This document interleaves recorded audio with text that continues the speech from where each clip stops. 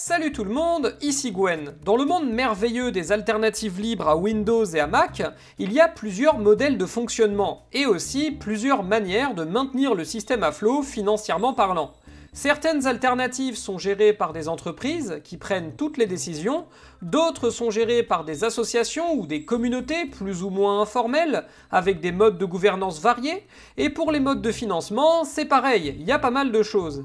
Des entreprises comme Canonical derrière Ubuntu et Red Hat derrière Fedora utilisent la distribution comme un support pour travailler ensuite avec des professionnels, pour l'intégration sur les serveurs, de la connectique, etc.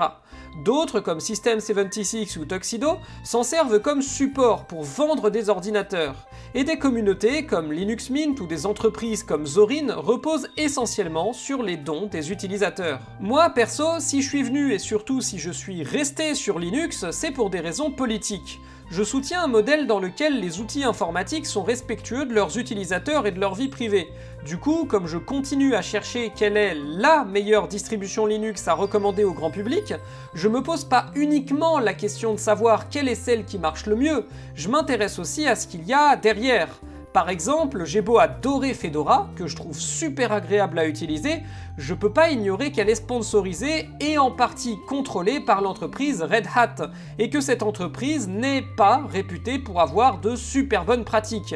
Là où, même si j'ai pas eu une aussi bonne expérience avec Linux Mint, je dois tout de même avouer que c'est une distribution axée grand public et qui est entièrement maintenue et financée par une communauté de développeurs, parfois payés, parfois non, et de développeurs actifs, qui sont parfois des entreprises, mais sont aussi très souvent des gens comme vous et moi. Et j'aimerais pouvoir dire que Linux Mint est la meilleure alternative possible à Windows et à Mac, tant du point de vue de son utilisation quotidienne que de son fonctionnement, mais j'ai quand même 2-3 trucs à redire de ce point de vue-là, et c'est pour ça que j'ai décidé de continuer mon périple et d'explorer les autres alternatives qui existent pour voir si elles offrent mieux.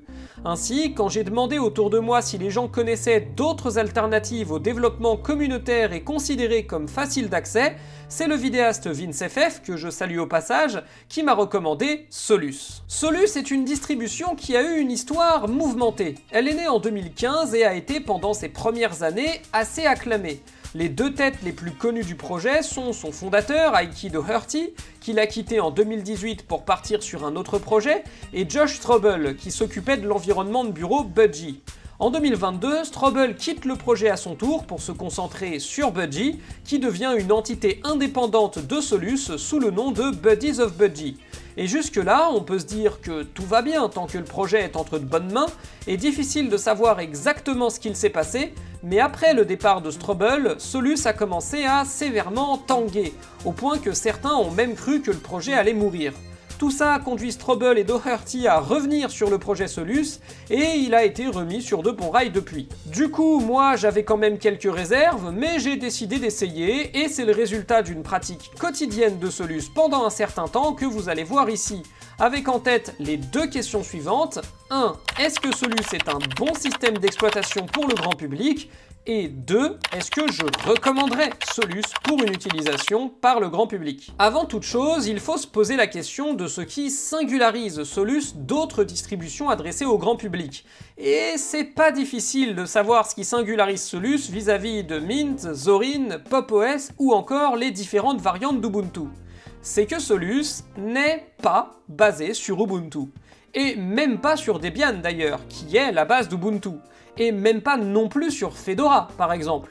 En effet, la plupart des alternatives grand public utilisent Ubuntu comme base parce que c'est bien pratique. C'est stable, fiable, supporté sur le long terme, et t'as un très grand nombre d'applications disponibles directement sans avoir à maintenir toi-même les serveurs qui les hébergent. Ça permet de gagner du temps et des ressources que tu peux investir dans l'amélioration de ton système. Et la singularité de Solus, c'est que c'est un système totalement indépendant. Et c'est intéressant à savoir parce que ça veut aussi dire qu'il n'est pas dépendant d'Ubuntu. Et que donc, si un jour Canonical, qui gère Ubuntu, fait des conneries, Solus ne sera pas impacté. Maintenant, ça crée aussi une inquiétude. Si Solus n'a pas les applications d'Ubuntu, est-ce que la Logitech n'est pas vide de logiciels? Est-ce qu'on est sûr de pouvoir retrouver tout ce dont on a besoin dessus? Autre singularité, Solus est ce qu'on appelle une rolling release. Les rolling releases, on ne les avait encore jamais abordés sur cette chaîne, donc petite explication pour ceux qui connaissent pas. Prenons par exemple Ubuntu, vu que c'est la base de la plupart des alternatives grand public à Windows et à Mac. Ubuntu propose une nouvelle version tous les 6 mois. Chacune de ces mises à niveau apporte son lot de nouveautés, mais entre les deux, vous avez juste des petites mises à jour comme des corrections de bugs, des patchs de sécurité, etc. Et par ailleurs, vous n'êtes pas obligé de faire la mise à niveau tous les 6 mois. Vous pouvez sans aucun problème vous contenter de la faire une fois tous les 2 ans, quand sortent les versions recommandées pour le grand public. Ou même une fois tous les 5 ans, puisque les versions recommandées pour le grand public sont maintenues pendant 5 ans. Solus, en revanche, est une rolling release, en français sortie continuelle. Ce qui signifie qu'au lieu d'une grosse mise à niveau tous les 6 mois, vous avez des micro-mises à niveau toutes les semaines. Vous n'avez pas toutes les améliorations d'un coup une fois tous les quelques mois, mais de petites améliorations très régulières. Ça a comme avantage que vous avez quasi toujours les dernières versions de tout, là où vous devez davantage prendre votre mal en patience avec les sorties classiques. Les rolling releases ont souvent mauvaise presse parce que la plus connue d'entre elles, Manjaro, est réputée assez instable, dans le sens où vous pouvez vous retrouver au bout de 6 mois avec un ordinateur qui ne démarre plus parce que la dernière mise à niveau a tout cassé. C'est une histoire que j'ai entendue des tas de fois. En ce qui concerne Solus, la distribution a au contraire une réputation de solidité, donc vous pouvez être assez tranquille de ce point de vue-là. Bon alors déjà, une fois que l'installation s'est terminée, et au passage l'installateur est très intuitif et facile à utiliser, premier constat, ça démarre ultra vite. Genre, ça fait longtemps que j'ai plus à me plaindre de la vitesse de démarrage de mon PC, mais même par rapport à d'habitude, c'est pas juste rapide là, c'est quasi instantané, c'en est surprenant au début. Second constat, franchement, c'est beau. Solus est disponible à l'heure actuelle avec 3 environnements de bureau différents. On a les habituels GNOME et KDE, mais la version qui est le plus mise en avant, c'est le bureau maison Budgie. Budgie est développé en partie conjointement à Solus et du coup c'est cette version-là qui est poussée en avant et que j'ai choisi d'utiliser. Le bureau Budgie en tout cas est vraiment beau. Il utilise une métaphore de bureau très proche de celle de Windows, avec un menu démarrer donnant accès aux applications à gauche et aux icônes système à droite. Petit plus, en appuyant sur ce bouton, vous avez accès au calendrier, aux paramètres du son et aux notifications, ce qui est plutôt pratique et permet de ne pas encombrer la barre des tâches comme a tendance à le faire KDE. Le menu démarrer, en revanche, ne permet de chercher que les applications, la recherche de fichiers et de dossiers passant par le gestionnaire de fichiers, Nemo, le même que sur Linux Mint.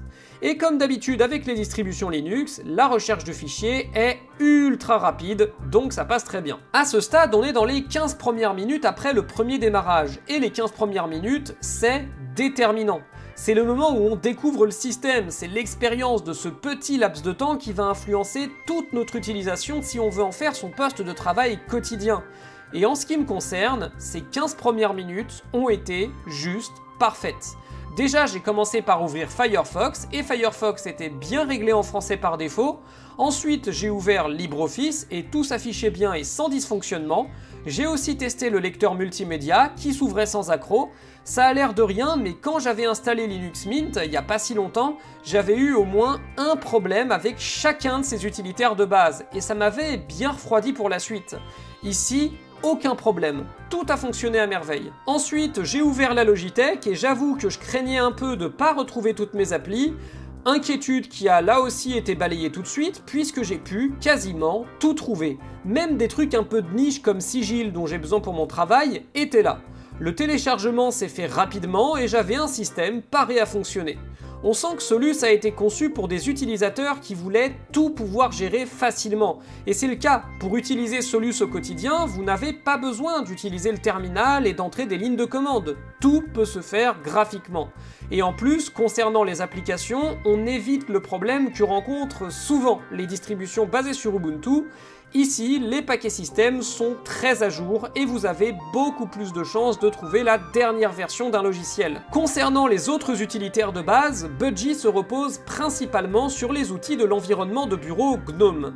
C'est le cas pour le centre de contrôle, l'agenda, la visionneuse de documents, l'éditeur de texte, etc.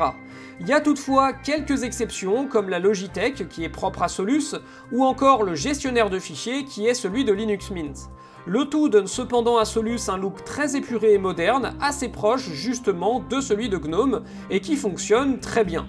Par ailleurs, autre avantage, il est très facile sur Solus de configurer des comptes en ligne.